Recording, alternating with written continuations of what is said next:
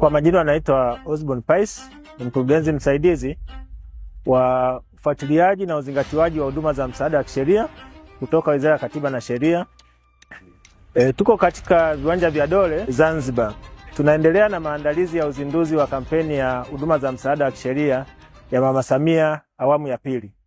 Kimsingi maandalizi yanaendelea vizuri.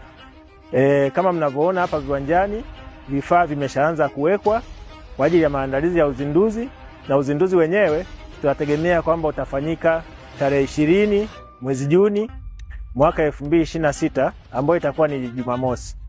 Tunategemea mgeni rasmi atakuwa Mheshimiwa Rais wa Jamhuri ya Muungano wa Tanzania, Mheshimiwa Dr. Samia Suluhu Hassan. Tunatazamia kwamba maandalizi yote haya yanayofanyika yatakuwa yamekamilika kufika tarehe 18 mwezi Juni 2026 ambayo itakuwa ni siku ya Alhamisi.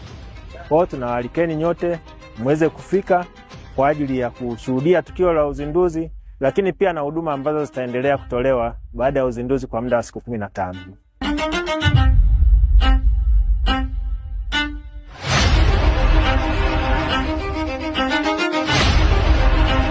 Kwa majina naitwa Ashraf Hamid Alaf. Natokea idara ya sherehe. Mimi ni kama fundi wa matenti kwa ajili ya uzinduzi wa siku ya kampeni ya msaada wa kisheria. Tunaomba wananchi wajitokeze kwa wingi katika viwanja vyetu vya Dole tarehe 20 mwezi wa 6. Tumeandalia mazingira mazuri, sehemu za kukaa, yani burudani wallahi.